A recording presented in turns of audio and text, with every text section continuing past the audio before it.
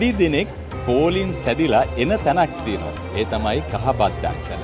අප සූදානම් මේ පිළිබඳව කතා බහ කරන්නට HNB වෙසක් කලාප සංවිධාන කටයුතු සඳහා ප්‍රමුඛත්වය ගැන කටයුතු කරන අපේ HNB විධායක උපසභාපති ආචාර්ය නිරෝෂන් සිනිරත්න මහත්මයා අප සමගින් ඉන්නවා.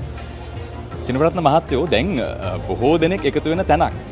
ප්‍රතිපත්ති පූජාවන් ආමිස පූජාවන් කරපු කියපු HNB ආයතනය මේ මහා දන්සලක් නිර්මාණය කළා තියෙනවා. වෙසක් සතියක් තියෙනවා. අපි කතා කරමු ඒ ගැන.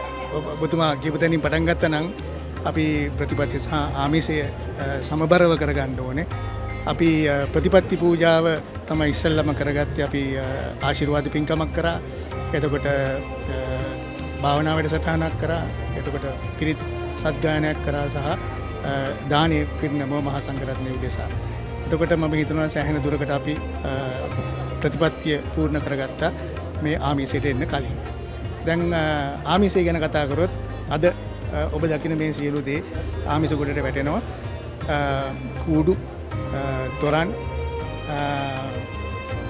භක්ති ගීත සහ දන්සැල. දන්සැල ගැන කතා කරොත් දන්සැල විශේෂයි. අපි මේ මහ ජනතාවත් එක්ක තමයි අපි ගනුදෙනු කරන්නේ. එතකොට අපි ප්‍රමිතියට අනුව මේක සංවිධානය කරන්න ඕනේ. රස තියෙන්න ඕනේ. අපි ඒගොල්ලන්ට ආරාධනා කරනවා වගේම ඒගොල්ලන්ව සතුටු කරලා අපි යවන්න ඕනේ.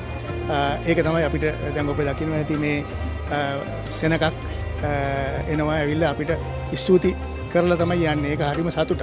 ඉතින් ඒක ලබා ගන්න නම් අපි හොඳට සංවිධානය කරගන්න ඕනේ. ඒක තනියෙන් කරපු වැඩක් නෙමෙයි. අපි ටීම් එකක් විදිහට ඔක්කොම එකතු වෙලා කරපු කර්තව්‍යයක්. HNB වෙසක් කලාපය නමාමි බුද්ධං